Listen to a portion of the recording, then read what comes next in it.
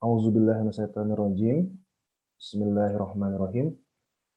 Assalamualaikum warahmatullahi wabarakatuh. Alhamdulillah, alhamdulillah rasala rasulahu bil huda wa dinil haq. Liyudhira ala dini kulli wal karya musyrikun. Asyhadu an la ilaha illallah wa asyhadu anna muhammadan abduhu wa rasuluh. Allahumma shalli ala Muhammadin wa ala alihi washabihi rabbi israh li sadri wa yassir li amri wa hlul 'uqdatam min lisani yafqahu qawli. Alhamdulillah, segala puji syukur kita panjatkan kehadirat Allah, kita bisa bersilaturahim lagi. Alhamdulillah saya bisa dapat kesempatan sharing-sharing terkait apa yang saya pelajari ya, atau saya tonton dari video atau lecture Ustadz Noman Alikan. Insya Allah akan kita bahas pada pagi ini dengan tema bijaksana dalam berdakwah.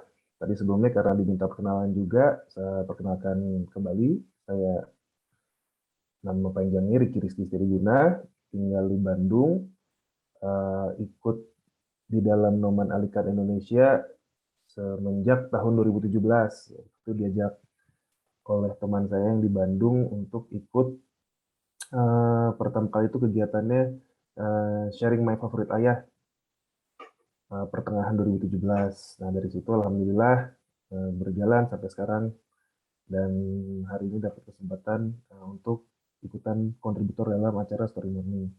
Kalau background saya itu sebenarnya lahir itu saya di Jakarta, sampai SMA di Jakarta, dan kemudian kuliahnya itu di Bandung, mengambil pendidikan arsitektur dan juga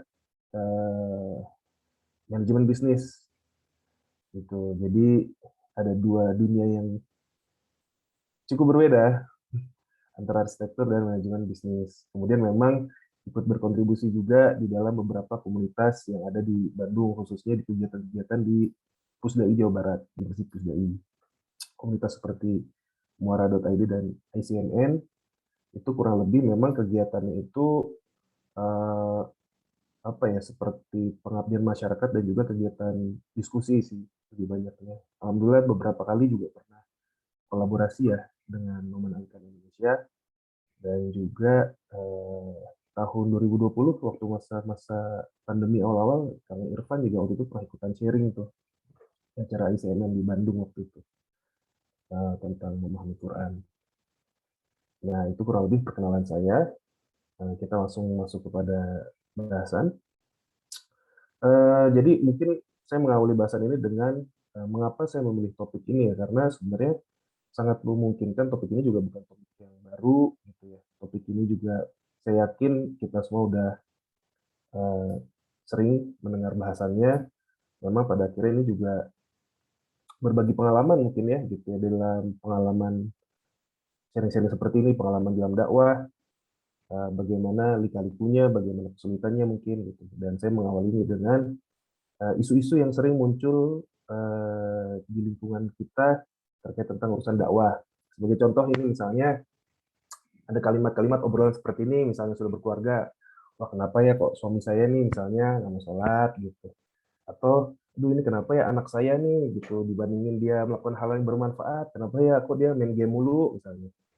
Atau ini sisi sebaliknya gitu, ada juga orang yang kesel gitu ketika ada tetangganya yang sering ngebahas tentang agama misalnya. Ini kan saya pikir obrolan-obrolan keseharian yang suka muncul juga gitu di keseharian kita gitu. Ini dari sisi kehidupan keseharian. Adapun dari sisi yang lainnya, misalnya dari segi pemuka-pemuka agama.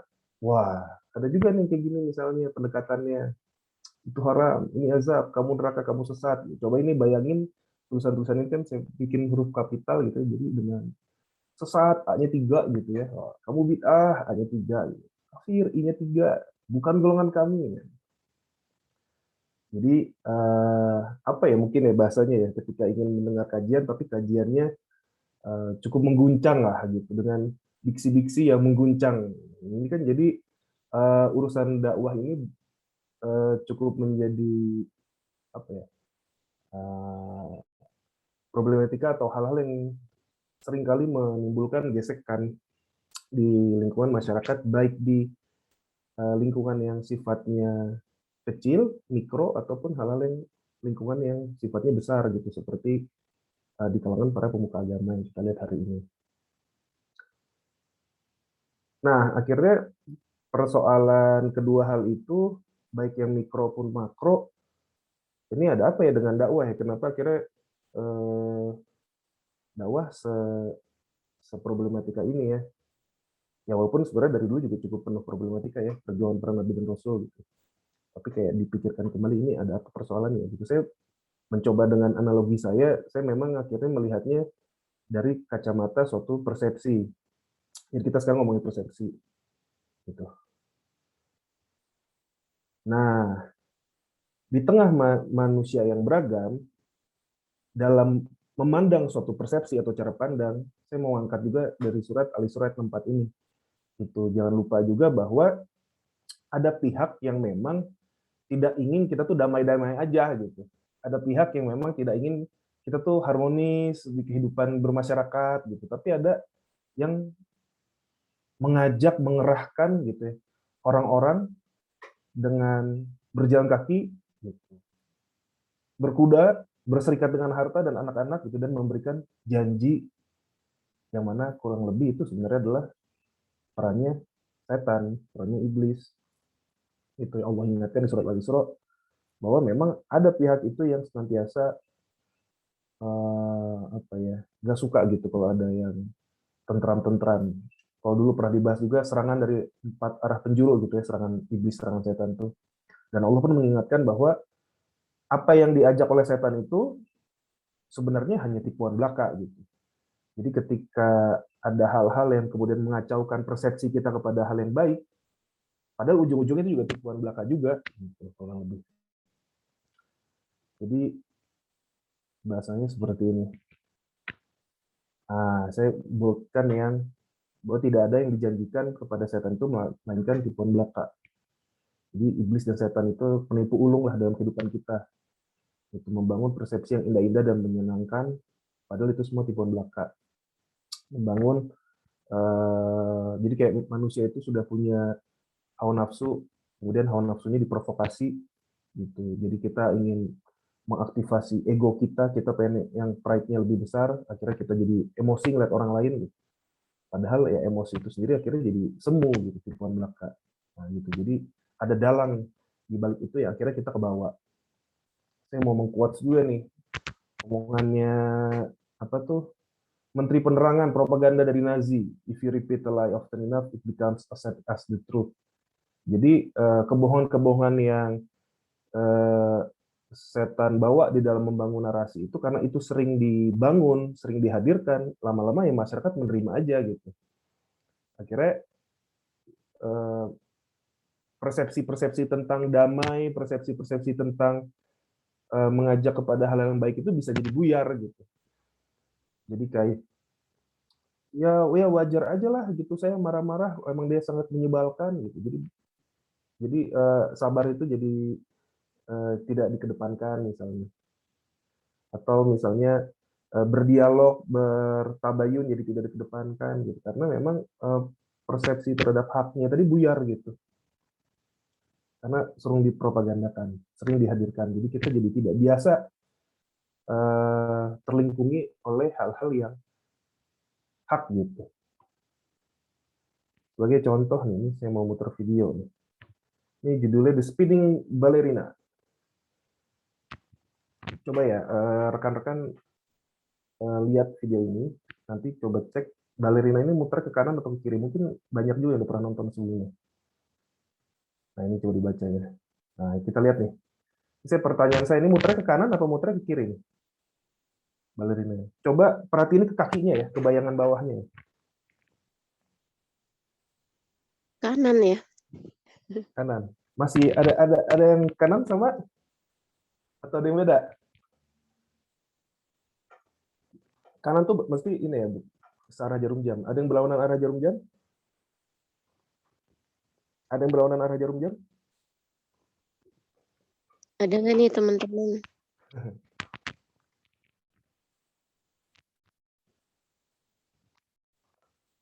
Kalau Mbak gimana Mbak? Ngelihatnya masih searah jarum jam atau udah berubah? Aku masih ngelihatnya masih searah jarum jam. Masih ya? Coba fokus ke kakinya. Ini kadang berubah-ubah ya, kanan kiri ya. Wah, menarik. Kadang-kadang berubah-berubah ya. Padahal Ya, tadi ini enggak fokus kayaknya. coba fokus dulu. Aku kasih waktu dikit lagi ya, kurang lebih. Coba kita manfaatkan.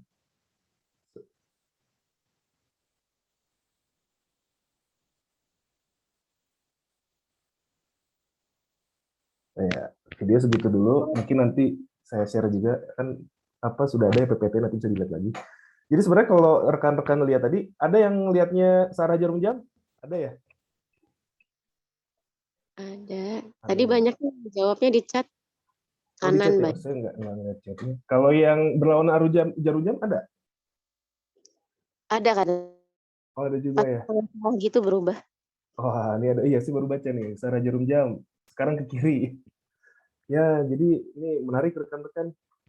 Sebenarnya video ini tuh nggak berubah. Jadi dia satu video yang sama aja. Tapi kita ngelihatnya bisa jadi beda. Ini emang video ini apa? Optic illusion sebenarnya. Gitu. Jadi menurut saya ini fenomena yang menarik ya. Satu video tapi ternyata beda. Nah, ini udah sama hal kayak gini, ini kan sering banget ya kita lihat dari zaman dulu. Yang terlihat itu wanita tua atau wanita muda. Tuh. Nah, sebenarnya kalau kita melihat sisi ininya, ini terlihat mata, hidung, ini mulutnya jadi wanita tua.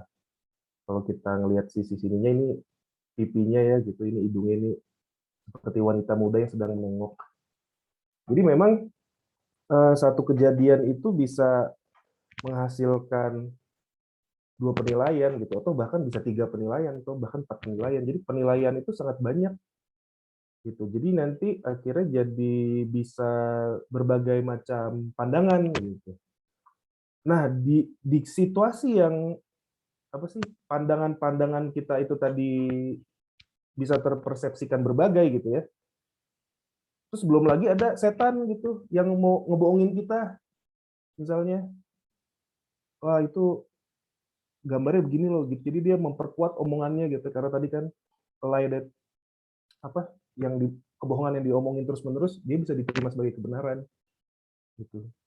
Jadi udah persepsi otak kita melihat satu kejadian itu bisa berbagai macam pandangan, belum lagi dengan ada setan, belum lagi dengan ada ego di dalam tubuh kita. Jadi mau ngomongin perdamaian tuh memang akhirnya susah gitu. Mau ngomongin dakwah yang enak tuh jadinya begitu banyak pendapat. Gitu. Nah, jadi kan di situasi yang keberagaman begini, bagaimana ya bisa tetap konsisten terhadap persepsi yang hak gitu, persepsi yang baik. Itu sih problematikanya. Nah, jadi pertanyaan saya, ketika kita melihat kenapa hari ini banyak persepsi tentang kemaksiatan, persepsi tentang menjauh dari Allah yang lebih diagung-agungkan gitu ya. Ya kan mulai dari fashion misalnya, mana sih tren yang dibilang lebih keren gitu ya. Yang menutup aurat atau yang auratnya terbuka. Gitu. Atau zaman dulu LGBT itu dianggap tabu, sekarang bahkan pernikahan sesama jenis itu udah banyak disahkan di beberapa negara di luar, kan itu persepsinya berubah gitu. Nah, akhirnya bagaimana bisa, kenapa sih persepsi-persepsi yang terjauhkan dari hak itu marak di mana-mana? Ini pendapat pribadi saya dari melihat, karena dai kemaksiatan hari ini tuh, dai dalam tanda kutip ya, dai kemaksiatan hari ini tuh lebih banyak daripada yang mengajak kepada kebenaran gitu. Jadi mengajak kepada kemaksiatan tuh hari ini lebih mudah. Oh, aku juga nggak nemu wanita tuanya, coba dibalikin lagi. Nanti boleh lihat ya.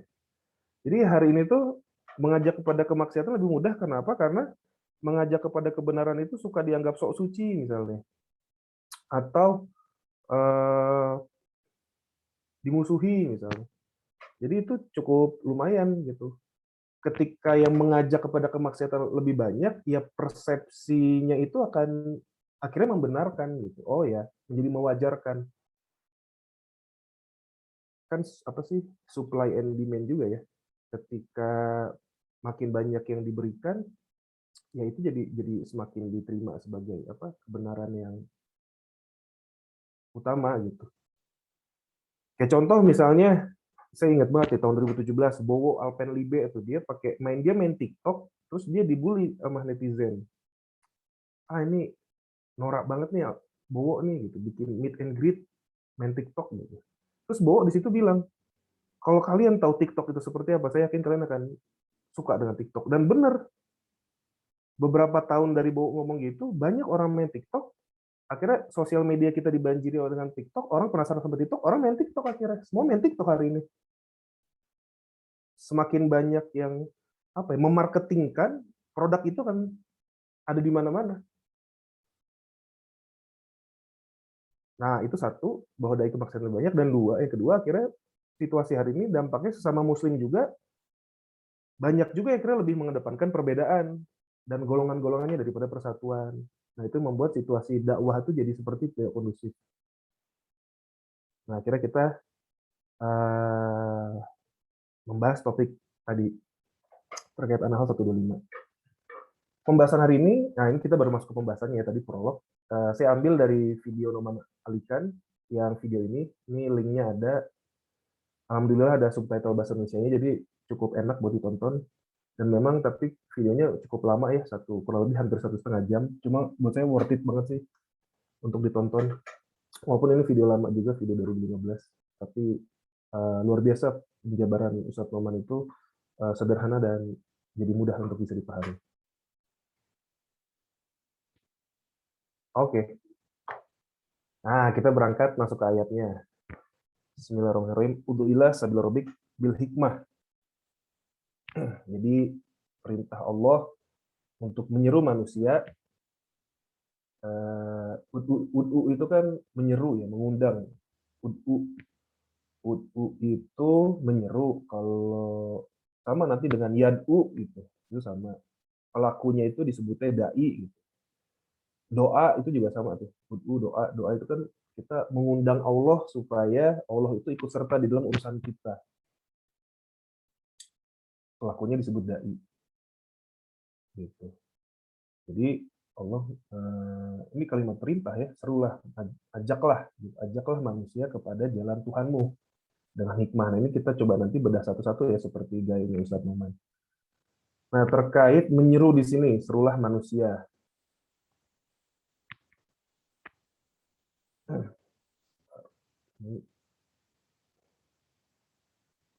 Oke. Nah, saya pengen ngasih simulasinya gini, ajakan, serulah manusia. Jadi kan seruan itu, ajakan itulah sebuah undangan ya gitu. Jadi kita mengajak orang untuk undanglah orang-orang datang ke rumahmu gitu ya. Kan kalau undangan tuh bagaimana sih? Ya kita menyambut dengan hangat, menyambutnya dengan terbuka gitu ya. Ya di gambar sebelah kiri kita lihat nih, dia ada tamunya datang, halo, apa kabar gitu ya, yang pakai kerudung gitu.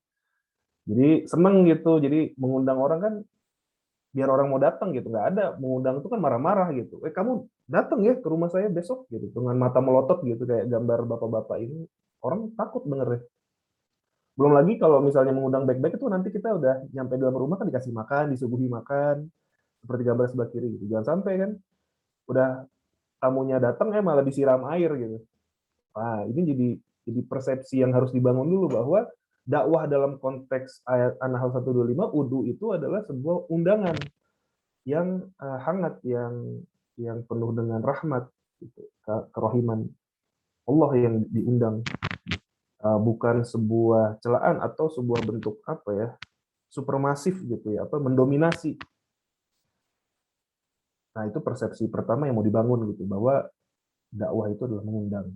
Jadi ini lumayan ya, kadang-kadang kan gemes atau greget gitu ya ngelihat orang yang misalnya secara persepsi kita tahu kayaknya ada yang lebih baik gitu misalnya. Kayak tadi misal konteksnya kok anak saya nggak main game mulu ya gitu kan, yang lebih baiknya ada yang lebih bermanfaat misalnya. Kan gemes sih, pengennya tuh langsung kalimat yang kayak, kamu alas-malasan terus, sana main, sana sholat gitu misalnya, sana ngaji. Nah, bisa jadi kalimat itu kurang menarik gitu. Tawaran-tawaran bermain game itu lebih menarik daripada seruan-seruan keras seperti itu. Jadi persepsi pertama mengundang. Dan yang kedua, mengundangnya kan kemana nih? Gitu. Ini menarik juga Ustadz Noman mengangkatnya, mengundangnya ke jalan.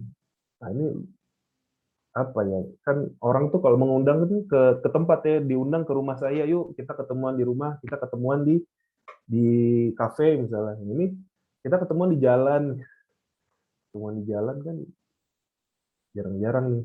Nah, tapi di sisi lain Allah pun memerintahkan kita tuh bukan ke tujuannya mengundang, bukan ke tujuan, tapi mengundang tuh ke jalannya, ke path-nya. Nah, ibaratnya kayak jalan tol lah gitu. Perjalanan Jakarta menuju Bandung. Pokoknya yang penting orang tuh masuk aja dulu ke jalan gitu. Jadi bukan ke Bandungnya dulu yang kita fokusin, tapi gimana orang bisa ke jalan. Nah, karena saya mau ngangkat juga nih di surat Yunus ayat 25, karena pada akhirnya Allah juga menyeru, wallahu yad'u gitu, ila dari salam, bahwa Allah itu yang menyeru manusia ke Darussalam. Jadi gimana nanti sampai ke tujuan itu mah itu perannya Allah yang akan terus membimbing, yang terus akan menyeru. Dan Allah akan menunjuki yang dikehendakinya kepada jalan yang lurus. Nah, gitu. Berarti di sini ada peran yang berbeda. Apa bahasanya? Ada peran kita dan ada peran Allah. Ya, untuk yang sampai kepada tujuan itu mah urusan Allah. Urusan dai itu mengajak ke jalan. Pastiin ke jalannya. Gitu. Nah, yang menariknya juga berbicara jalan, kita ngelihat jalanan itu mobil tuh ada yang melaju sangat cepat, ada juga yang sedang-sedang aja, ada yang lama atau bahkan kayak nggak ada pergerakan sama sekali saking lambatnya. Gitu. Jadi melihat mobil yang ada di jalan juga beda-beda, nggak bisa sama rata realitanya. Begitupun manusia yang berada di jalan. Ini saya mengangkat beberapa kisah dari yang Ustadz Noman pun bahas, seperti sahabat Rasul Abu Bakar As-Siddiq, itu menerima kebenaran kurang dari 1 jam, atau bahkan ketika Rasul menerima wahyu awalan-awalan itu langsung menerima, langsung yakin, kan cepat banget. Umar itu memasuki Islam setelah 5-6 tahun masa kenabian gitu. Jadi selama itu dalam proses berpikir, proses konflik batin gitu ya, sampai mendengar surat Toha gitu ya, akhirnya mulai di situ luruh hatinya, dan itu perlunya lama, 5-6 tahun. Bahkan pamannya Rasul, Abu Sofyan, itu setelah Fatu Mekah, 23 tahun Rasul berdakwah, itu baru menerima. Nah, jadi di kalangan para sahabat yang pada saat itu Rasul hidup saja, penerimaannya itu nggak semuanya kayak Abu Bakar. Penerimaannya itu beragam. Sama seperti halnya Allah memberikan perintah terhadap larangan minum khamr. Karena kita tahu khamr di zaman Jazirah Arab pada saat itu sudah seperti culture, sudah menjadi budaya. Gitu. Mungkin berbeda ya dengan Indonesia hari ini. Indonesia hari ini itu budayanya bukan minum-minuman gitu. Mungkin yang menjadi cukup budaya itu merokok misalnya. Merokok ya cukup jadi budaya. Tapi kalau minum-minuman enggak. Berbeda sama Amerika. Amerika itu minum-minuman sudah jadi budaya. Sama seperti di Jepang. Minum-minum sudah mendarah daging lah. Begitupun di Jazirah Arab pada saat itu. Dan nggak cuma minum-minuman, tapi mengubur anaknya. Ngeri banget kan. Terus apa tuh? Mengundi anak panah, terus perang. Dan perang pada saat itu adalah sport ya. Karena memang eranya itu olahraganya itu bunuh-bunuhan. Jadi kalau zaman dulu tuh perang tuh kayak kita nonton bola hari ini. Karena sama tuh peradaban Jazirah Arab pada saat itu dengan peradaban Roma. Roma itu kan dulu dia punya kolosium. Manusia berantem sama singa. Makanya kalau kita dengar manusia Arab dulu suka berperang. Sebenarnya berperang itu bukan karena mereka barbar hilang akal gitu, tapi karena memang pada saat itu olahraganya itu perang gitu. Jadi biasa-biasa saja. Nah, dalam konteks Homer juga karena Allah sangat memahami ya situasi konteks masyarakat Arab seperti apa, pun cara menurunkan ayatnya bertahap. Mulai dari yang Allah mention bahwa mudorotnya lebih banyak gitu. Sampai akhirnya terakhir ya tinggalkan gitu. Perbuatan setan setelah 3 kali tahapan. Nah, jadi dalam konteks hal ini kita pun harus kalimat mengajak kepada jalan, dan jalannya ini dengan hikmah pun harus dengan bird eye view yang melihat bahwa setiap orang punya perjalanan yang berbeda-beda, dan kita itu prosesnya tidak instan, tapi kita prosesnya bertahap. Saya dulu waktu kecil itu punya pandangan Abu Sofyan itu kan ini ya apa, Ebitri ya, itu dulu tuh Ebitri itu Abu Jahal, Abu Lahab, Abu Sofyan. Jadi Abu Sofyan kan ngeri banget lah gitu kan, ingin membunuh Rasul. Begitupun dengan Abu Jahal, apalagi ya, dan Abu Lahab. Bahkan luar biasanya Abu Lahab itu, Abu Lahab aja masih hidup gitu, tapi surat Al-Lahab itu udah ada gitu. Yang mengesankan gitu. Kayaknya udah tertutup lah gitu pintu surga buat Abu Lahab. Sama seperti halnya, saya pikir sama seperti halnya dengan Bilal kan. Bilal juga sudah Allah jamin masuk surga, padahal Bilalnya juga belum meninggal. Nah, jadi di sisi lain ada juga tuh yang Allah sudah pastikan masuk neraka, padahal orangnya masih ada. Jadi level kekejiannya itu luar biasa, dan Abu Sofyan berada di lingkaran itu. Tapi pada akhirnya pun Abu Sofyan luruh memeluk Islam, bahkan menjadi salah satu tokoh yang memfutuhkan Islam di daerah yang lain. Gitu. Saya nggak kebayang gitu, wah luar biasa. Bahkan prestatif lah gitu di dalam perjuangan Islam, bisa memfutuhkan. Jadi Abu Sofyan yang saya dulu pernah pikir sekeji itu ternyata bisa berubah. Hanya waktunya lama, tapi perubahan itu terjadi. Nah, ini jadi momen yang ya gitu, jadi kayak lebih bersabar, lebih apa ya, tidak tergesa-gesa di dalam memahami proses setiap orang karena berbeda-beda. Kita kembali ke ayatnya gitu kan. Jadi kita baru menyeru ya, mengundang kepada jalan Tuhan. Nah, selanjutnya dengan bil hikmah. Hikmah tuh saya mencoba untuk mengangkatnya dari KBBI dulu nih. Hikmah penjelasannya itu kebijaksanaan dari Allah. Kebijaksanaan dari Allah. Jadi wisdom ya. Terus ini bahasanya kita memohon dari Allah sakti, kesaktian, manfaat, ujangan penuh nih. Saya kurang ngerti juga ya maksudnya apa. Berguna, bermanfaat, memiliki kesaktian, kekuatan goib, berhikmah. Tapi kurang lebih poin yang saya ambil di sini, hikmah ini dalam konteks kebijaksanaan. Tapi kebijaksanaannya itu bukan hanya sekedar kebijaksanaan saja, tapi ada peran Allahnya di situ, kebijaksanaan dari Allah, hikmah itu.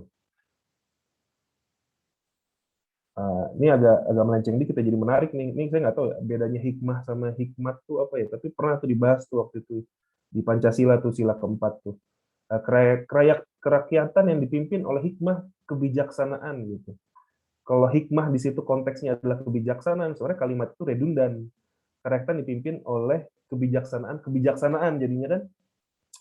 Nah, sehingga akhirnya ya memang dalam secara historis ya yakin betul gitu bahwa hikmah pada saat penulisan Pancasila sila keempat itu memang punya peran ulama yang sangat besar gitu, bahwa hikmahnya itu diksi-diksi bahasa Arab, bahwa kebijaksanaan dimaksud itu adalah kebijaksanaan yang tertunduk atas perintah Allah gitu, untuk akhirnya dia bisa wisdom dalam kerakyatan yang dipimpin oleh hikmah kebijaksanaan dalam permusyawaratan perwakilan untuk kemudian berbicara. Jadi kalau ada kemarin bilang, wah orang Islam ini barbar gitu ya, inginnya membuat perpecahan, wah hati-hati gitu. Jadi sila keempat itu, hikmah itu bahasa Arab itu. Jadi maksudnya itu bukan apa versuskan untuk perpecahan. Ya, umat Islam ini sangat pro lah gitu untuk menjaga persatuan. Ini out aja konteks kalimat hikmah ini. Nah, adapun di surat Al-Baqarah 269, al-hikmah di sini konteksnya gitu bahwa Allah juga yang akan menganugerahkan al-hikmah, yaitu kefahaman yang mendalam tentang Al-Quran dan Sunnah. Dan barang siapa yang diberi hikmah, ia benar-benar dianugerahi karunia yang banyak. Jadi kebijaksanaannya itu bukan kebijaksanaan lepas ya gitu, karena kan banyak orang mengatakan untuk berbuat baik dan bijaksana itu bisa jadi tidak perlu Tuhan gitu. Tidak perlu Tuhan untuk berbuat baik, kan ada yang mengatakan gitu. Jadi ya bijaksana mah bijaksana aja, baik mah baik aja gitu. Nah, di sini konteksnya beda gitu, tapi memang bijaksana yang betul-betul deep meaning, karena di situ ada peran hal yang goibnya gitu. Karena kita hendak mencari nilai-nilai yang tersingkap gitu. Hikmah kan gitu ya, mencari nilai yang tersingkap dari apa yang terlihat. Nah, itu kan butuh kekuatan dan bantuan dari yang maha goib, yaitu Allah. Ya, misalnya kamu, Ricky, kuliah di ITB ngambil apa gitu. Ngambil arsitektur ya, bukan ngambil hikmah. Jadi yang ngambil hikmah itu akhirnya kita mengambil yang dibalik yang terlihat. Nah, itu memang butuh panduan dari Quran dan Sunnah, dan itu yang dimaksud dengan hikmah tadi. Sehingga akhirnya, oh ini saya ngambil yang lain juga. Contohnya kayak ini nih, Baitul Hikmah. Ini waktu di zaman kejayaan Abbasiyah ya, di Baghdad. House of Wisdom. Jadi di kala penelitian-penelitian yang diproduksi oleh umat Islam itu menuju Golden Age of Islam pada saat itu, pusat penelitiannya itu namanya Baitul Al-Hikmah, House of Wisdom.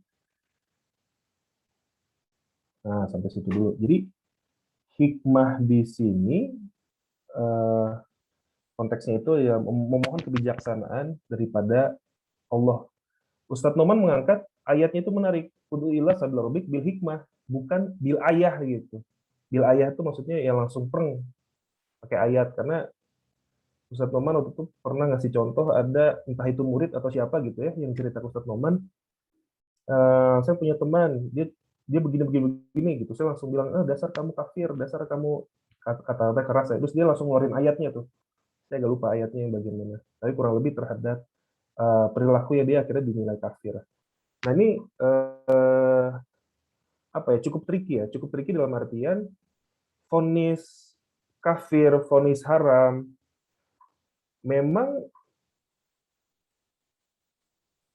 disematkannya itu memang orang yang betul-betul ahli gitu, di dalam konteks misalnya berbicara pada satu fikih misalnya, sama orang yang ahli fikih. Karena di zaman Rasul juga pelaksanaan hukum, pelaksanaan syariat itu tidak dilakukan secara lepas gitu, tapi lewat satu badan gitu. Contoh misalnya untuk urusan zakat ada yang mengurusnya itu Baitul Mal gitu. Pelaksanaan hukum juga bukan akhirnya setiap orang menafsirkan hukum itu masing-masing, tapi ada suatu lembaganya. Karena memang kalau misalnya di kitab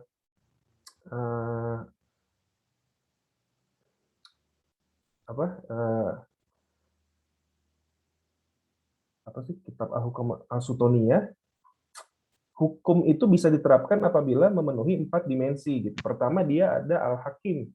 Al-Hakim itu berarti penegak hukum. Yang kedua itu ada Al-Mahkum. Al-Mahkum itu yang terkena hukum. Yang ketiga itu adalah Al-Hukmu. Al-Hukmu itu adalah materi hukum.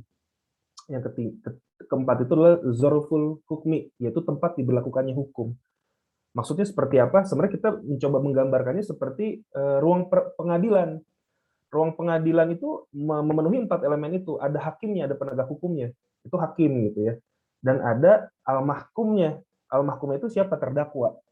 Dan juga ada al-hukmunya, ada materi hukumnya apa, kasusnya apa, dan ada zoriful hukmi, tempat diberlakukannya hukum. Ketika itu peradilan yang ada di pidana yang ada di Republik misalnya kemudian diterapkan di Malaysia, ya bisa nggak cocok gitu karena beda zoriful hukmi. Nah di zaman Rasul di situasi Madinah pelaksanaan hukum pun demikian gitu, sehingga akhirnya memang ada pihak-pihak yang memiliki otoritas untuk menetapkan hukum. Sebagai contoh gambarannya seperti ini. Saya di perempatan nih, saya ngelihat lampu merah, kan hijau terus jadi merah. Terus tiba-tiba ada mobil yang menerabas lampu merah. Kan kalau menerabas itu pelanggaran ya. Kemudian mobil itu saya panggil, Pak berhenti Pak. Mobil itu minggir, kenapa nih kok ada orang teriak-teriak? Terus saya bilang sama Bapak, Bapak saya tilang ya Pak. Nah pertanyaan, apakah saya bisa menilang Bapak itu? Nggak bisa, karena saya bukan polisi. Saya bukan orang yang punya otoritas, walaupun saya tahu bahwa melanggar lampu merah itu salah. Sama seperti halnya dengan BBM misalnya. BBM nih misalnya contohnya. Siapa sih lembaga yang mengeluarkan harga BBM misalnya? Apa sih? BUMN ya? BUMN itu yang kemudian mengeluarkan harga BBM, sehingga Pertalite itu harganya berapa? 7.600 misalnya. Nah, misal anggaplah saya seorang ahli ekonom yang kemudian saya membuat analisa ketika produksi minyak kita sekian juta barel dalam satu hari gitu ya, dengan kebutuhan masyarakat di Kota Bandung sekian, saya tuh akhirnya mengkalkulasikan bahwa seharusnya harga Pertalite itu 5.000 misalnya. Sebagai ahli ekonom, bisa nggak kajian itu dibuat? Bisa menurut saya. Nah, kemudian saya datang ke pom bensin, kemudian saya bilang sama mbak-mbak SPBU-nya, Mbak, saya isi bensin Pertalite 5.000, bisa nggak kira-kira? Nggak bisa, karena saya bukan orang yang punya otoritas, walaupun saya punya pengetahuannya. Gitu. Nah, begitupun masalah haram tadi, contohnya gitu. Apalagi kepada hal-hal yang masih sifatnya itu diperdebatkan. Kita kasih pandangan yang kita tahu aja, bahkan kita kasih rujukan-rujukan gitu. Tapi apakah kita punya otoritas? Sebenarnya kan bukan. Nah, dengan begitu kita jadi lebih lega juga gitu, karena itu kita sudah menyampaikan. Gitu. Kurang lebih kebayang ya itunya apa tuh masalah tadi ya, karena kan problematikanya pendapat itu jadi susah diterima karena harus yang begini gitu, padahal bisa jadi ada pendapat yang lain, dan yang kedua padahal kita bukan otoritasnya gitu. Kita hanya men-share pandangan. Makanya di sini yang paling penting itu adalah hikmahnya. Hikmah bagaimana ini saya tangkap dari Ustadz Noman, hikmah bagaimana orang itu ke jalan Allahnya. Ke jalannya nanti dari jalan itu akan banyak cabang, karena ibadah sendiri banyak gitu. Mungkin ada orang yang kemudian nanti akan kencangnya lewat sedekahnya, yang mungkin akan masuknya nanti lewat sholat malamnya, yang mungkin nanti akan lewat apa ke depannya sehingga akhirnya nanti semakin kokoh gitu. Tapi yang penting bawa aja dulu ke jalan. Gitu. Nah, kemudian surat An-Nahl ini pun berbicara tentang kebijaksanaan itu sendiri. Yang menariknya kita berangkat dulu dari surat awal-awal, ayat awal-awal di surat An-Nahl ayat 10 dan 11. Allah berbicara tentang ini, huwaladzi anzala. Nah, huwaladzi ya, huwaladzi ini kan berarti kan diturunkan. Arsalna itu kan diutus. Huwaladzi arsala rasulahu misalnya. Allah mengutus rasul. Kalau ini kan huwaladzi anzala, anzala itu kemudian didatangkan. Apa yang Allah datangkan? Air hujan dari langit, sehingga akhirnya itu bisa menjadi minuman. Dan air hujan ini kemudian menumbuhkan berbagai macam tanaman-tanaman, disebut ada zaitun, gitu. Kemudian ada korma, kemudian ada anggur dan segala macam buah-buah, samrat.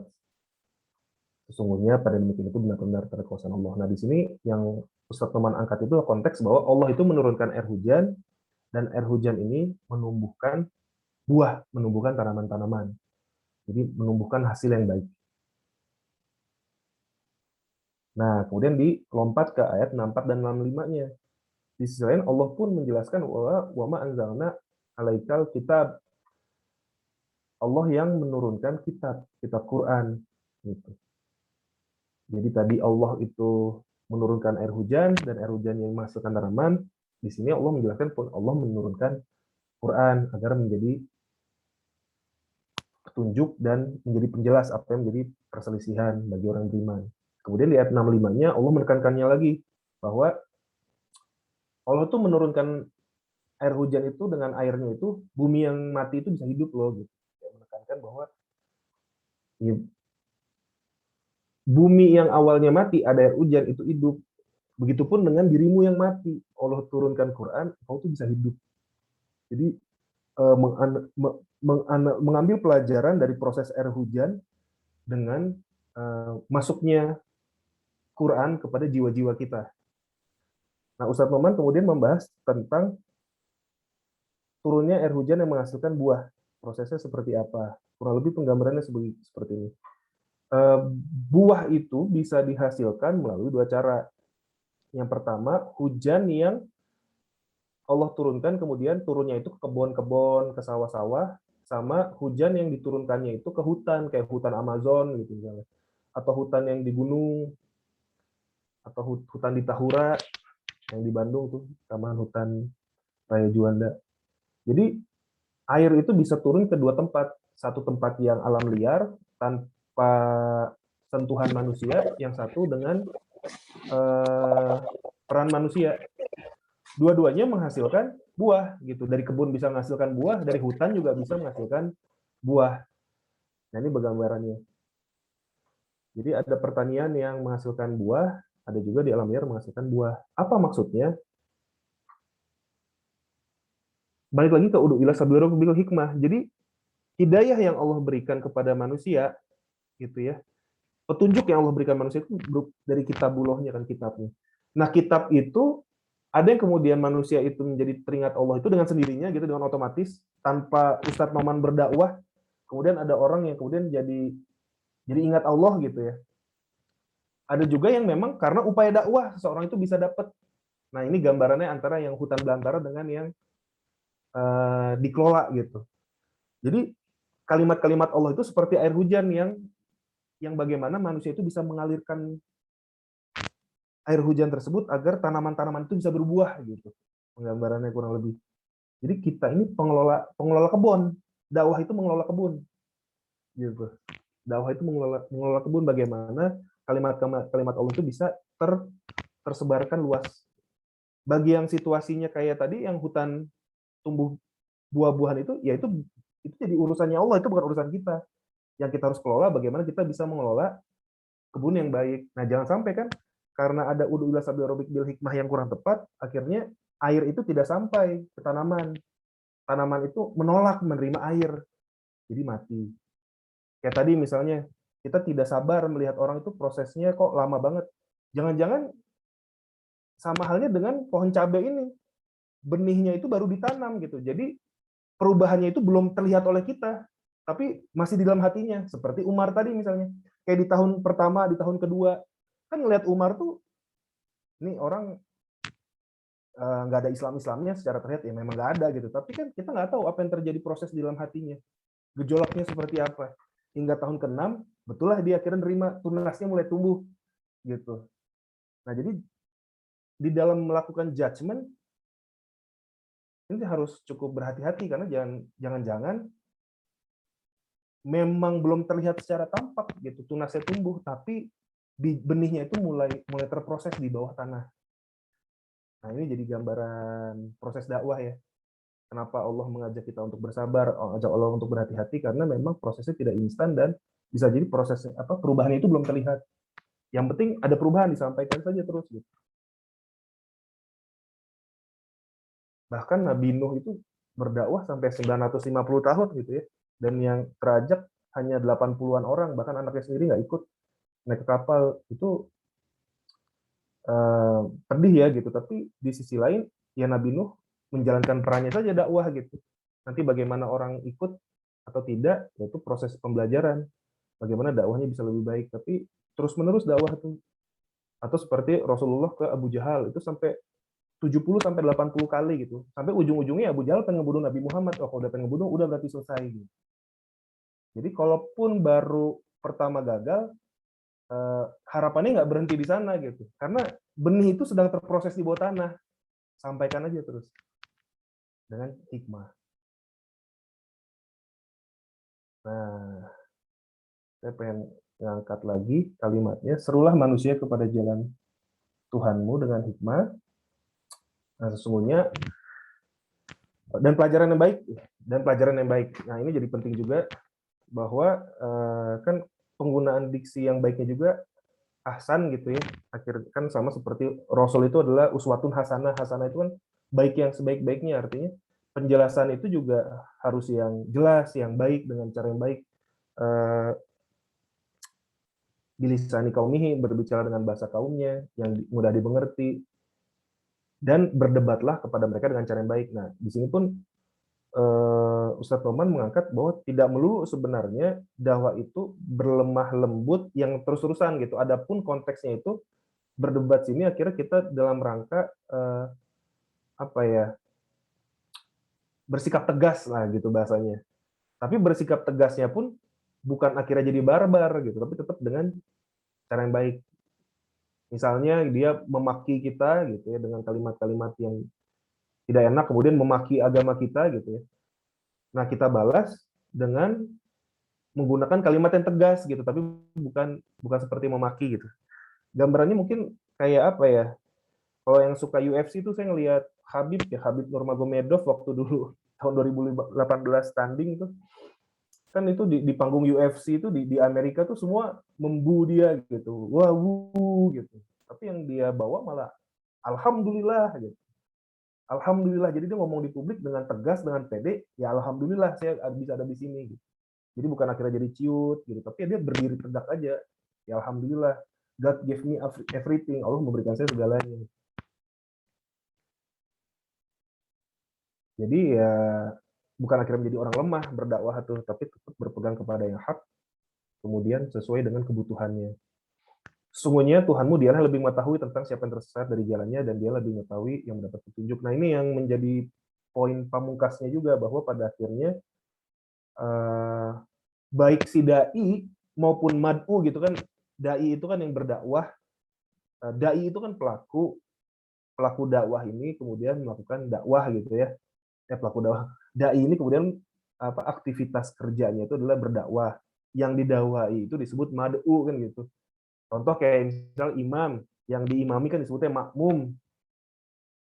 Sholat, tempat sholat, musolah kan gitu. Sujud, tempat sujud, masajadah, masjid. Jadi kalau dai, mad'u gitu. Jadi baik dai maupun mad'u, dua-duanya juga sebenarnya yang lebih mengetahui itu Allah. Jadi bukan berarti dai pada saat itu posisinya pun sedang superior juga, enggak juga. Karena pada akhirnya para sahabat juga, contoh kayak Bilal, begitu tahu Bilal kamu akan masuk surga, kan Bilal bukan jadi yang oh gitu alhamdulillah nyantai gitu ya, dia akhirnya jadi goler-goleran gitu, jadi cuek kan enggak ya gitu, tapi tetap ada rasa takut bahwa Allah akan ridho nggak ya gitu. Jadi mental tawadunya itu tetap terus hadir, baik menjadi seorang dai sekalipun gitu, bahwa ya karena yang hanya tahu tersesat tong itu hanya Allah, dan Allah lebih mengetahui orang-orang yang mendapat petunjuk. Nah ini ayat-ayat penutup ya dari sesi ini. Saya juga mengangkat tentang surat Al-Qasas ayat 56, nyambung ya dengan ending dari surat An-Nahl tadi ayat 125, karena sesungguhnya ya kita juga sebenarnya nggak bisa memberi petunjuk itu bahkan orang yang kita sayangi. Kayak misalnya tadi, aduh kenapa suami saya nggak mau sholat, anak saya main game mulu. Anak sama suami itu kan pihak yang sangat kita sayang ya. Pada akhirnya petunjuk itu juga bukan datang dari kita, karena kita itu hanya mengalirkan air aja. Kayak pengelola kebun tadi, kan air itu masalah manajemen aja, bagaimana dia bisa teralirkan. Pada akhirnya ya Allah juga yang akan membolak-balikan hatinya. Tetapi Allah memberi petunjuk kepada orang yang dikehendakinya, dan Allah mengetahui orang yang mau menerima petunjuk. Nah ini prinsipnya. Pada akhirnya orang yang ditolong itu adalah orang yang bisa ditolong, itu adalah orang yang mau ditolong. Ketika dirinya membuka hati kepada Allah, ya dia bisa berubah. Konteks ayat ini sama halnya dengan pamannya Rasul, Abu Thalib, sampai wafatnya kemudian tidak memeluk Islam, ya padahal Rasul sangat sayang. Kan kalau kita pikir-pikir, apakah Rasul kurang jago berdakwahnya, atau ini gagal nih Rasul nih dalam berdakwah, kan nggak mungkin kayak gitu. Ini kan dakwah level Rasul gitu. Pada akhirnya ada juga yang nggak keajak gitu lah kan, di inner circle-nya, orang-orang terdekat. Nah itu memang akhirnya yang harus besar itu adalah memanjatkan doa, karena Allah yang mampu membolak-balikan hati. Atau saya mengangkat juga di surat Al-Imran ayat 159 ya. Gitu. Kalau untuk kita bisa bersabar menghadapi madu, itu pun karena rahmat dari Allah. Makanya kan hubungan antara dai kepada Allah itu, dai doa itu ya harus terus hadir. Jadi selain dia berdakwah, tapi dia juga berdoa kepada Allah, ya Allah bolak-balikanlah hati dia, lembutkanlah hati dia, karena yang bisa melembutkan juga balik lagi Allah. Dan kalau kita nggak sabar gitu, snap misalnya, jadi bersikap keras, nanti malah menyesal biasanya setelahnya gitu. Wah, saya harusnya tidak ngomong kayak gini. Nah ini pandangan saya akhirnya, jadi manusia itu ibarat tanaman yang berjalan.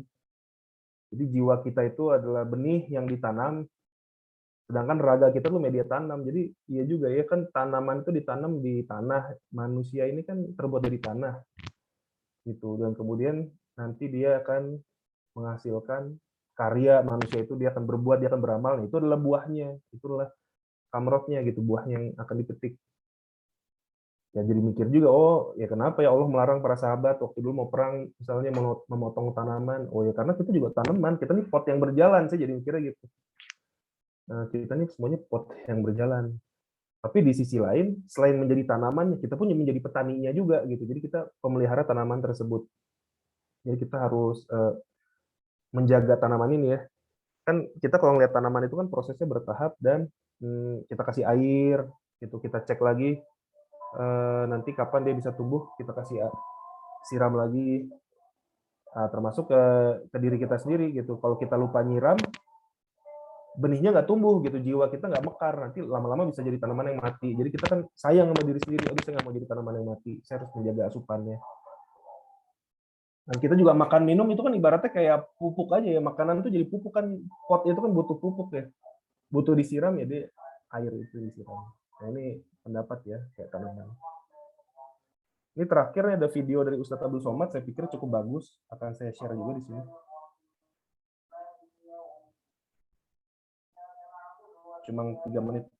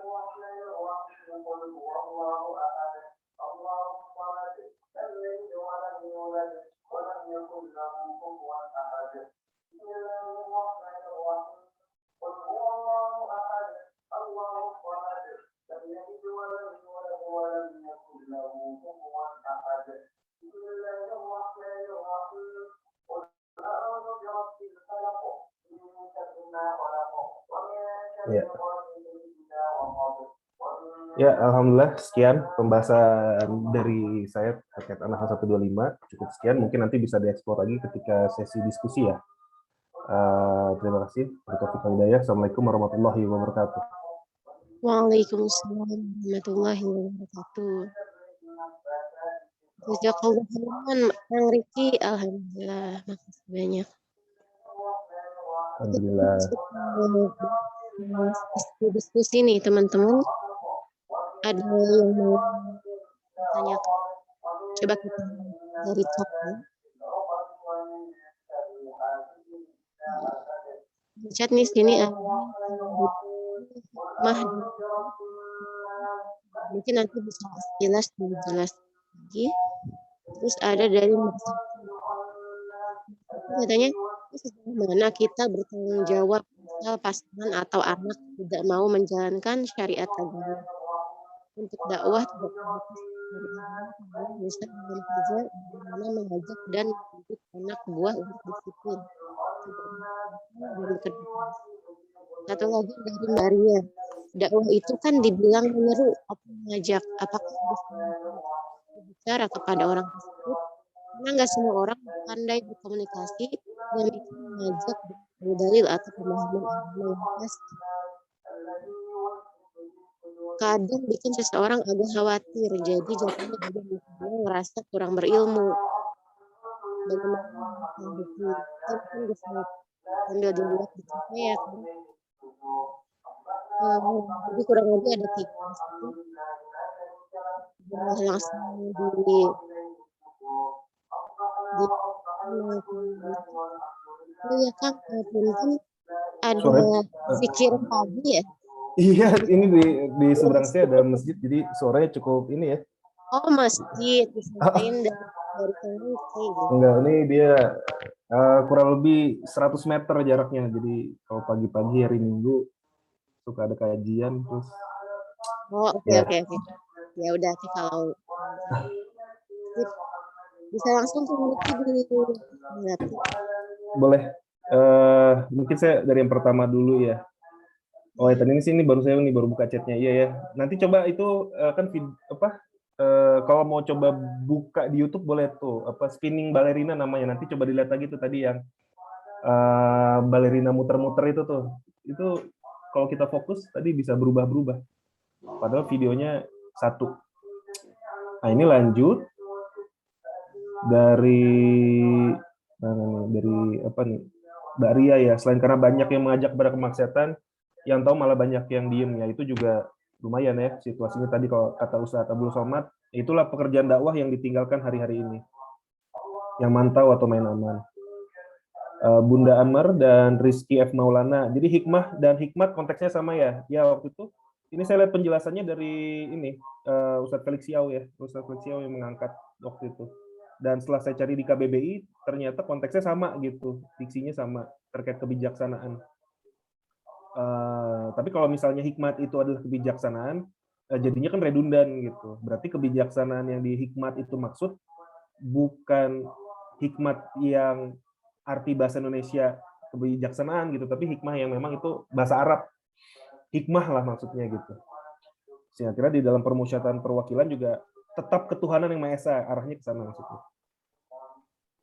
Dari Mbak Siti Badriah, Mas, sejauh mana kita bertanggung jawab, misal pasangan atau anak tidak mau menjalankan syariat agama, untuk dakwah tidak terbatas materi agama kan ya, misal dalam kerja bagaimana mengajak dan mendidik anak buah untuk disiplin, tidak malas-malasan, bekerja keras, dan lain-lain. Ya betul, kan pada akhirnya dakwah itu,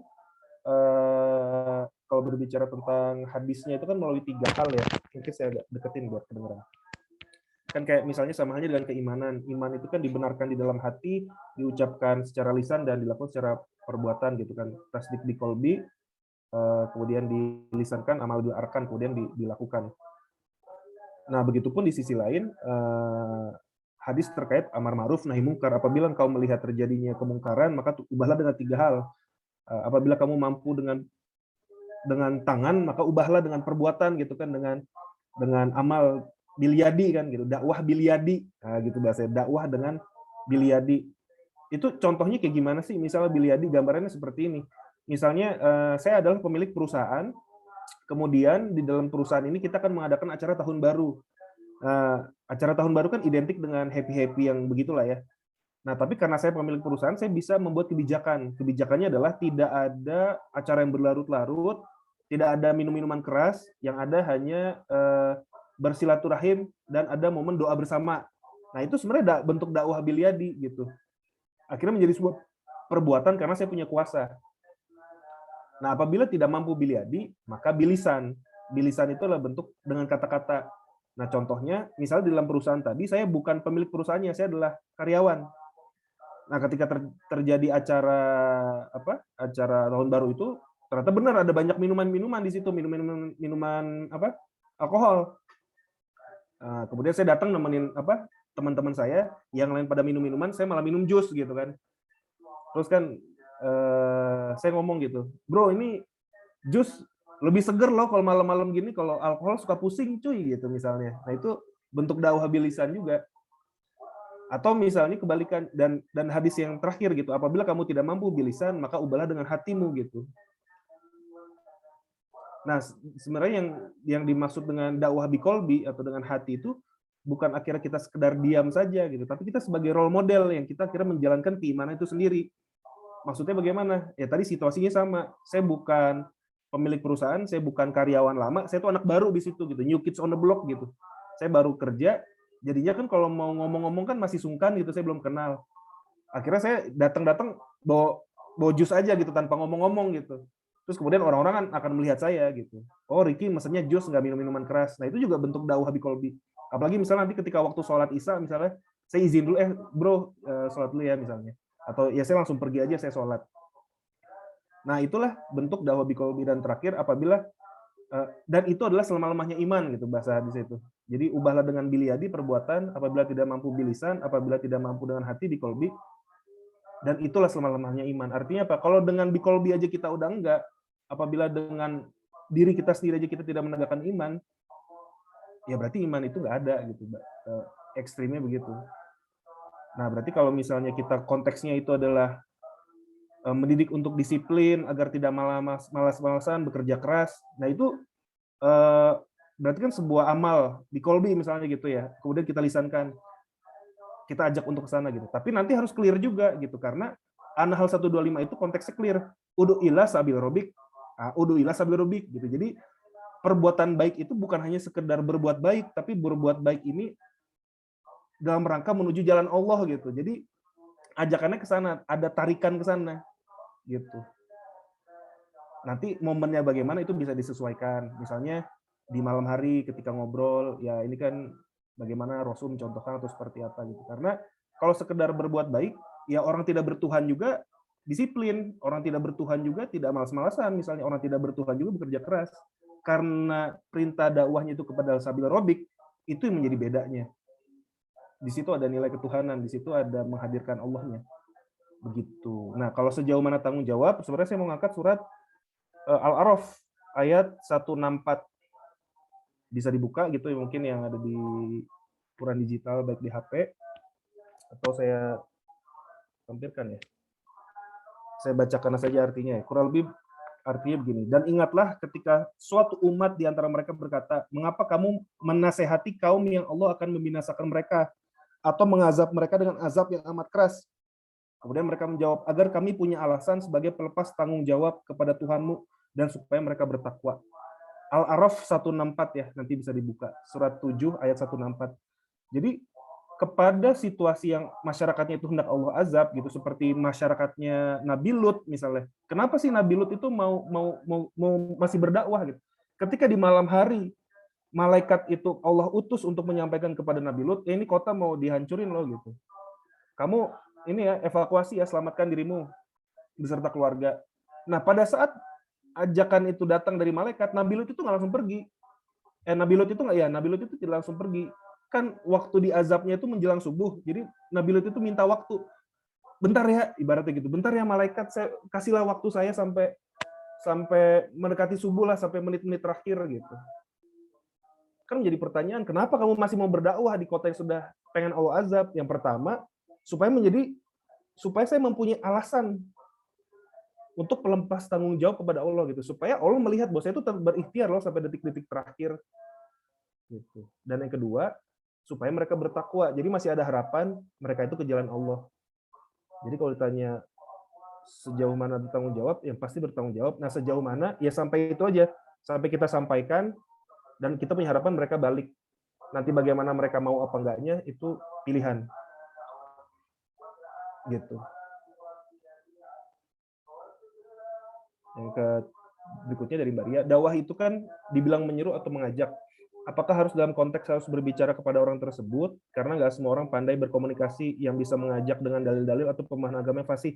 Itu yang kadang bikin seorang agak khawatir. Jadi jatuhnya diem karena ngerasa kurang berilmu gitu. Gimana menurut Bang Riki kalau ada perasaan seperti itu? Kalau dilihat para sahabat atau ulama-ulama zaman dulu banyak yang ahli dalam beberapa bidang ilmu dan dalam usia muda. Sementara zaman kita sekarang untuk ahli dalam satu ilmu aja rasanya susah banget. Itu apa yang mempengaruhi ya? Iya banget sih, setuju. Ya kita jadi insecure ya dengan keyakinan kita sendiri juga situasi hari ini karena ya ilmu kita tidak sebanjir itu. Pemahaman terhadap Islam untuk kita sendiri kita kurang dapat expose yang banyak gitu, kita yang situasi hari ini lah ya. Nah, ini mungkin gambarannya seperti Hasan dan Husain waktu itu Ustadz Noman mengangkat peristiwanya kan lagi berwudu ya waktu itu, dan Hasan waktu itu melihat ada kakek bapak-bapak usia tua yang cara wudunya salah gitu. Nah, tapi cara Hasan juga bukan yang menegur bapak-bapak yang kayak, weh bapak-bapak, cara kamu salah, gitu. Perhatikanlah kami sebagai anak muda cara seperti ini, gitu. Nah, caranya nggak seperti itu, gitu. Tapi Hasan Hussein tuh mendekati si bapak-bapak, dia berada di sebelah si bapak-bapak itu, kemudian dia wudhu dengan tertib, gitu, wudhu dengan tenang, dengan pelan-pelan. Yang kemudian bapak itu melihat, sampai akhirnya jadi seperti malu sendiri, wah anak muda juga wudhunya itu pelan. Nah, akhirnya bisa seperti itu, dakwah biqolbi aja. Bukan dakwah biqolbi aja, ya, jadi akhirnya dakwah biqolbi yang dilakukan, karena itu ya seminimal-minimal mungkin yang harus kita tetap tegakkan. Kayak contoh misalnya, ini contoh ya misalnya, Ustadz Adi Hidayat misalnya, jalan ke daerah Braga nih misalnya di Bandung, kan di Braga tuh banyak yang nongkrong, atau bukan Braga lah, misalnya dia jalan ke satu jalan yang situ tuh anak-anak mudanya lagi minum-minuman gitu. Ustadz Adi Hidayat nggak ngomong apa-apa, dia cuma jalan aja. Kira-kira orang itu bakal jadi sungkan nggak ya buat minum gitu? Nah, itu gambaran kemuminan seseorang ketika kita semakin meripit amal ibadah kita, orang lain juga akan segan. Jadi kehadiran kita juga itu dakwah itu sendiri. Jangankan simulasi Ustadz Adi Hidayat, kayak misal kita di lingkungan kerja kita aja. Ketika kita terbiasa menjaga diri kita dengan keimanan, dengan sholat, dengan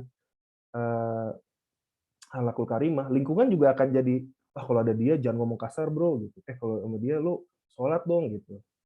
Sebenarnya dakwah biqolbi juga memberikan efek yang luar biasa. Jadi insya Allah ketika kita berkomitmen di dakwah biqolbi, itu pun akan memberi pengaruh yang luar biasa. Gitu. Boleh yang lain ada tambahan atau menambahkan? Oke. Ya. Terima kasih untuk diskusinya nih teman-teman juga, pertanyaannya ya. Oke, sebelum itu di sini udah ya, udah terjawab semua ya? Sudah, alhamdulillah. Udah ya, Kang. Oke, coba aku lihat di sini ada siapa nih? Oh ya. Dokter Andi gimana, Dok? Mungkin ada tanggapan, Dok? Oh iya. Assalamualaikum warahmatullahi wabarakatuh. Waalaikumsalam. Ya, makasih Mas Riki. Ininya tadi sorry rada telat gabung ya. Itu tadi saya lihat materi yang awal-awalnya yang saya nggak nonton, jadi saya lihat di PowerPoint-nya tadi di share ya. Ya. Ini tuh kalau saya coba cari tadi malam tuh materi tentang An-Nahl 125 tuh ada 3 materi sebenarnya yang dibahas. Maksudnya yang pertama di Concise di Bayyinah TV, kemudian ada lagi satu materi yang ngebahas tentang akhir ayatnya malah. Jadi kunci dari kenapa kita bisa dapat memberikan dengan hikmah, terus juga berdebat dengan cara yang lebih baik itu karena kuncinya tuh di ayat belakang. Jadi ada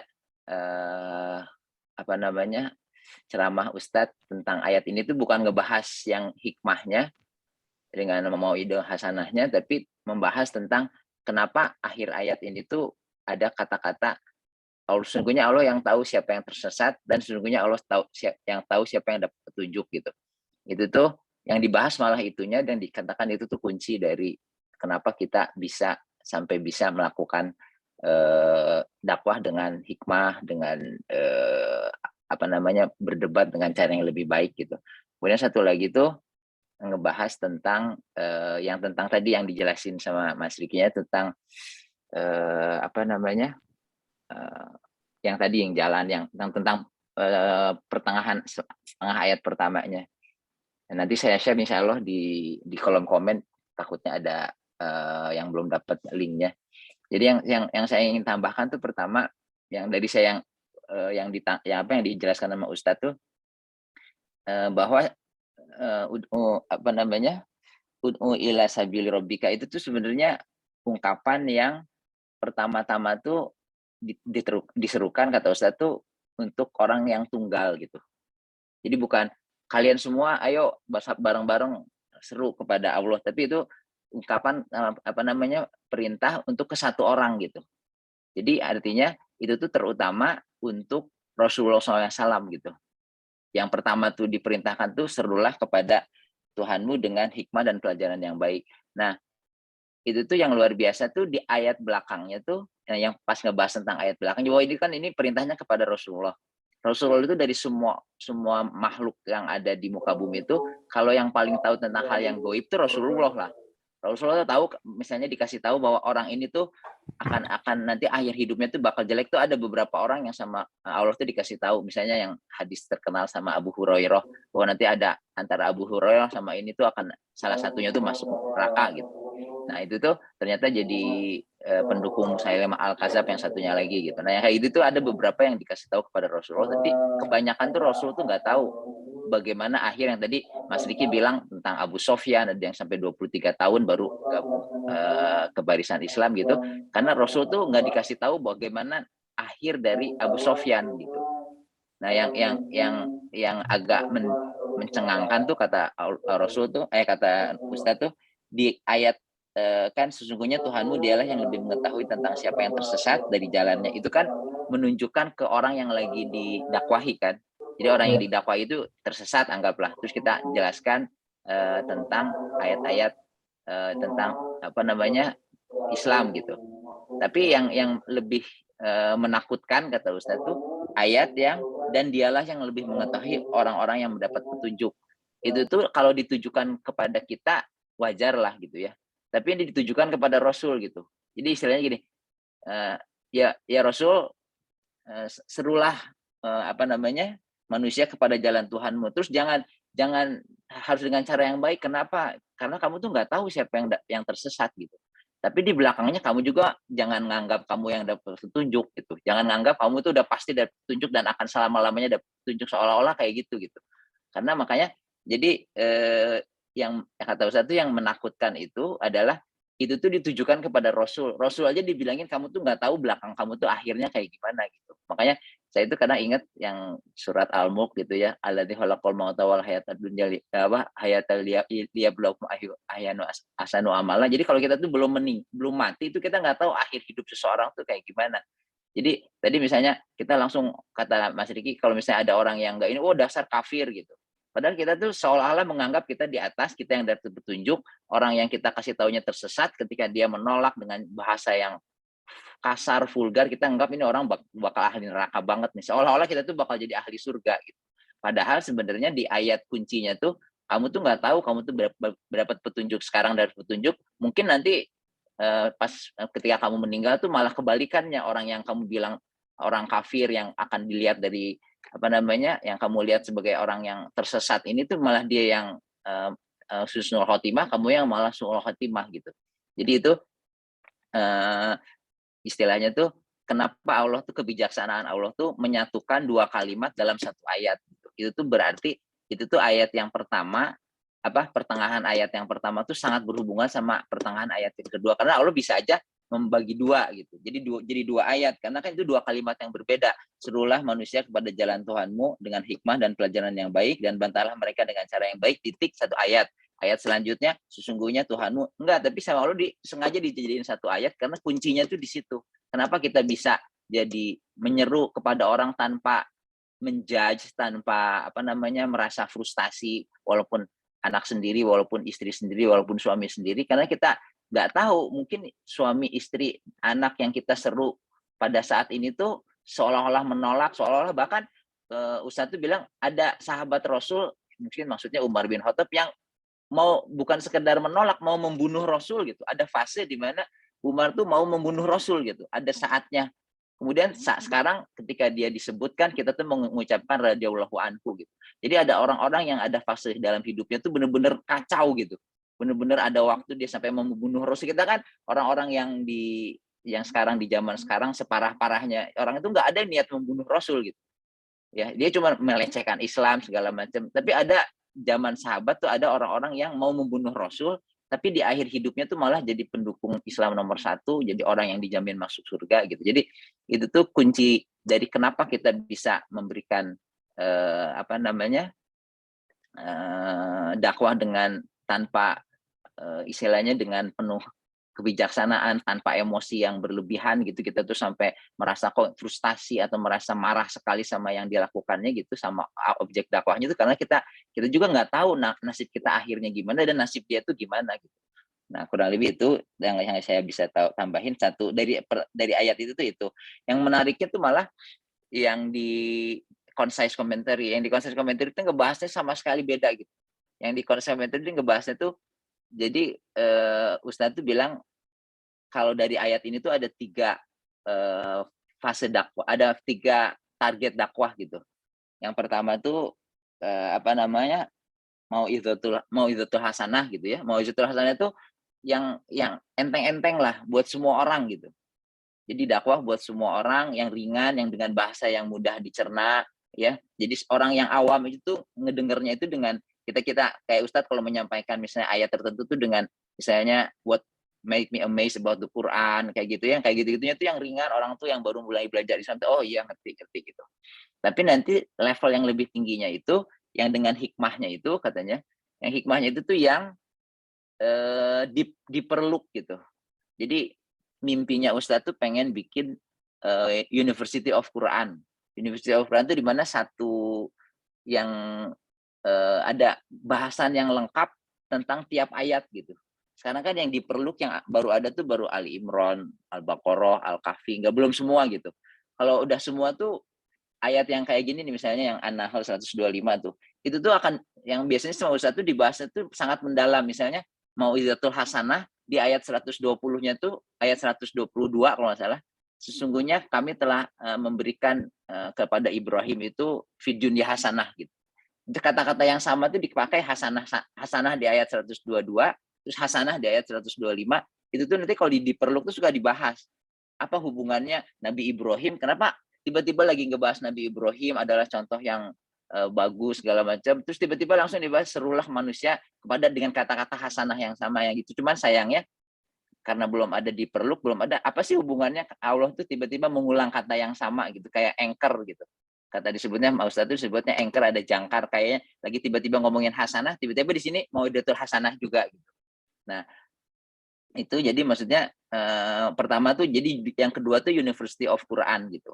Nah, yang menarik tuh bahwa Ustadz bilang orang tuh biasanya konotasinya kalau kita menjelaskan tentang Islam, ya udah itu mah di masjid, di pesantren, di mimbar dakwah Jumat, nggak pernah mikir kalau kita membawa Islam itu, kita bawa Islam itu ke bidang politik gitu. Kita membahas dengan para ahli politik non muslim tentang bagaimana keunggulan dari konsep politik dalam Islam, bagaimana misalnya kita bilang Islam riba itu nggak boleh, tapi kita tuh menyajikan sebagai ahli ekonomi dari ayat-ayat Islam tentang ekonomi itu mengajukan suatu konsep yang bisa jadi solusi untuk bagaimana menghapuskan riba gitu. Nggak cuma sekedar istilahnya mengharamkan riba aja, tapi apa solusinya kalau pengen mengharamkan riba, bagaimana solusi di dunia sampai sekarang. Jadi Ustadz tuh bilang kita tuh perlu yang namanya renaissance panel gitu.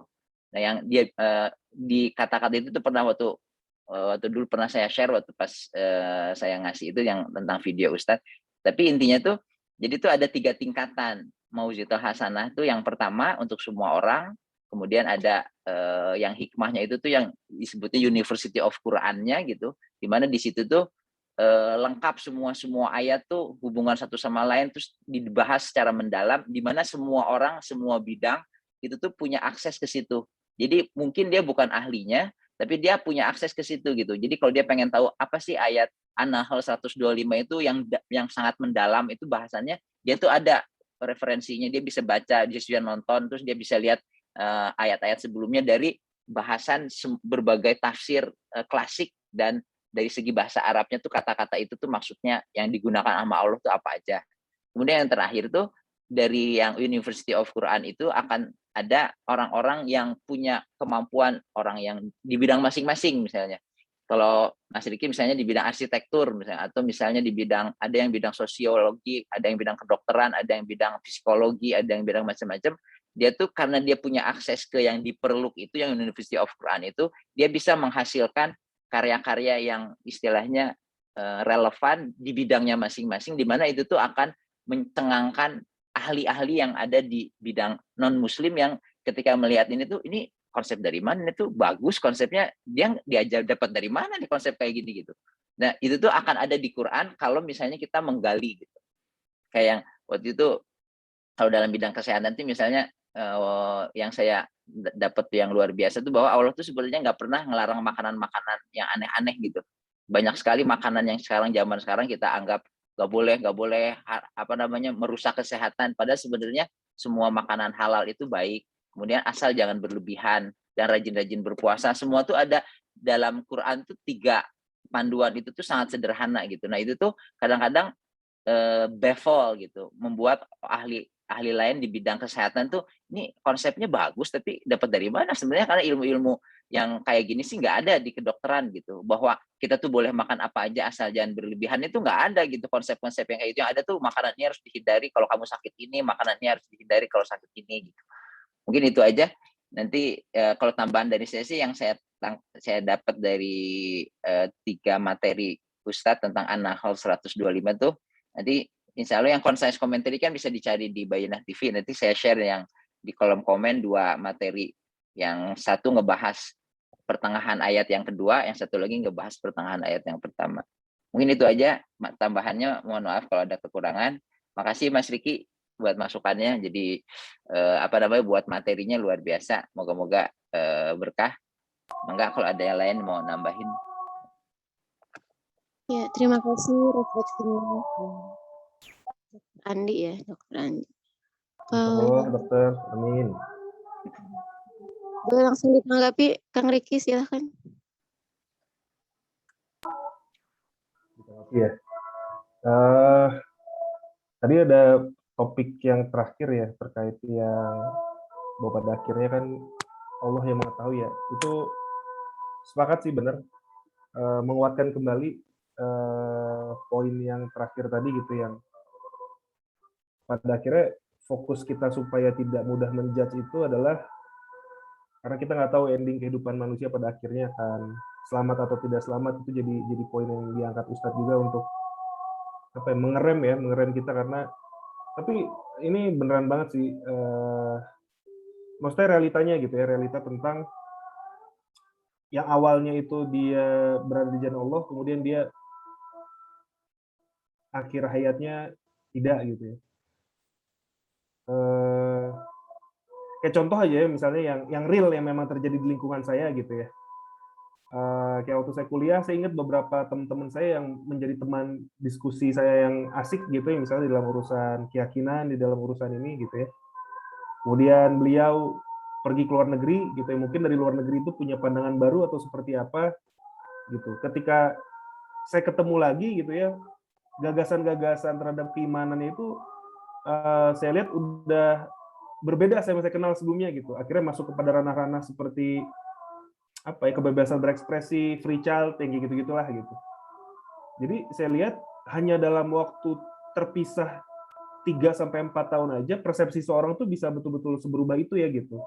Saya pun jadi mikir ke diri saya sendiri, saya bisa tetap terus tertarik terhadap keislaman ini akan sampai kapan ya gitu, yang membuat jadi khawatir lah gitu untuk menghadirkan Khauf dan Roja gitu. Karena situasi-situasi seperti itu nggak tahu ya gitu, apakah ada tekanan, apakah ada ujian yang berat, nauzubillah, ke depannya seperti apa.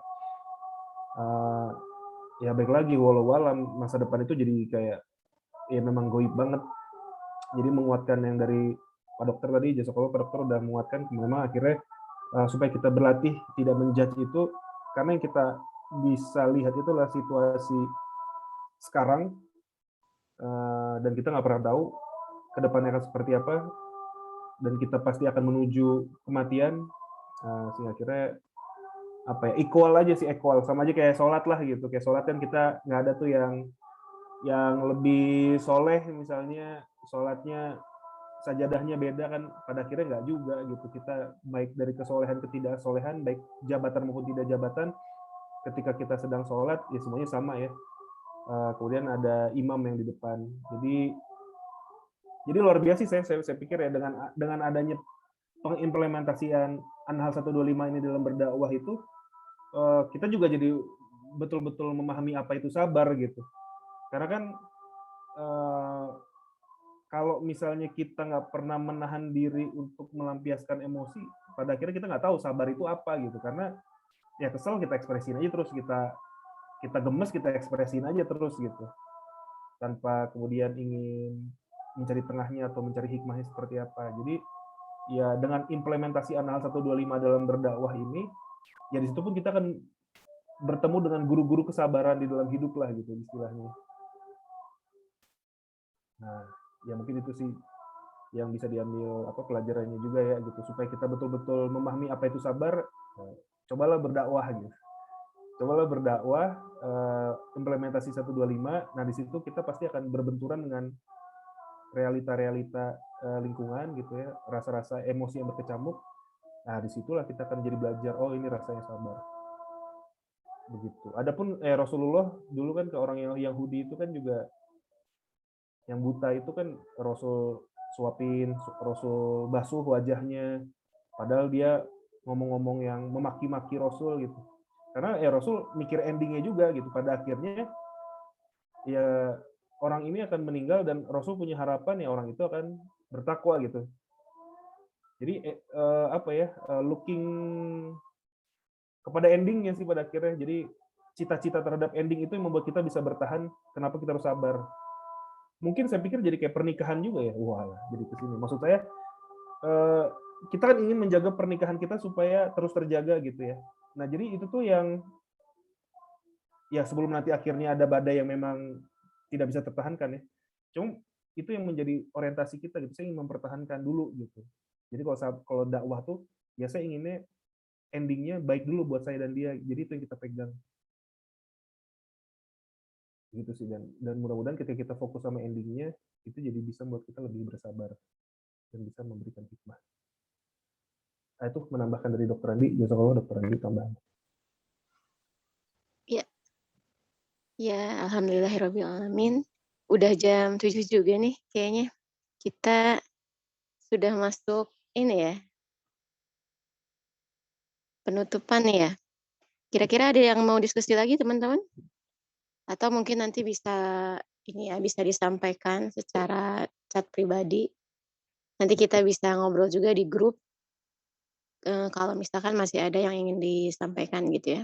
Karena memang ini sudah lewat jam 7 nih. Mungkin teman-teman juga tadi ada yang bertanya, sekali lagi bisa bisa disampaikan nanti di luar majelis. Kayaknya Kang Riki kita tutup ya pertemuan kali ini. Mungkin ada ini nggak Kang Riki, ada closing statement? Apa nih kira-kira nih Kang Riki sebelum kita berdoa bersama? Closing statement ya. Closing statementnya mungkin karena temanya udu ila sabiru bil hikmah gitu, jadi sebuah ajakan gitu ya. Sebuah ajakan untuk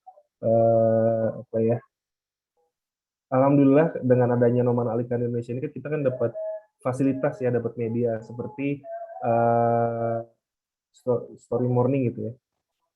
Kayak seperti ini, alhamdulillah ini juga bentuk kelembutan dan rahmatnya Allah kepada saya pribadi, saya rasa gitu ya. Akhirnya Allah memberikan media untuk bisa beramal soleh gitu. Nah, jadi sebuah ajakan untuk kepada teman-teman gitu ya, kepada rekan-rekan yang hadir hari ini.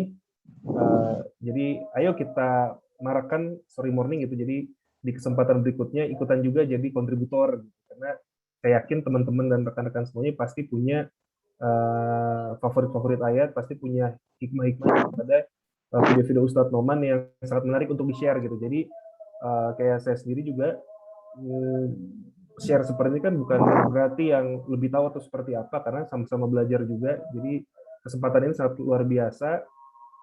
Jadi join aja untuk jadi kontributor di Story Morning berikutnya sebagai bentuk ekspresi Anahal 125 kita. Begitu dari saya. Terima kasih untuk hidayah. Assalamualaikum warahmatullahi wabarakatuh. Waalaikumsalam warahmatullahi wabarakatuh. Sekali lagi, terima kasih banyak juga Kang Riki ya atas diskusinya, luar biasa, banyak ilmu yang kita dapat. Semoga kedepannya tadi sesuai dengan closing statement dari Kang Riki, kita bisa punya peran tersendiri ya, dan bisa menyampaikan peran tersebut dalam berdakwah dengan hikmah, bil hikmah gitu, dengan contoh-contoh yang baik. Gitu. Baik, langsung aja kita tutup dengan istighfar terlebih dahulu. Astagfirullahaladzim, astagfirullah. Dan dilanjut dengan doa penutup majelis. Subhanallah. Saya sebagai moderator mohon maaf kalau ada kurang-kurang. Terima kasih. Jazakumullah khairan katsiran. Wassalamualaikum warahmatullahi wabarakatuh. See you semuanya. Dadah.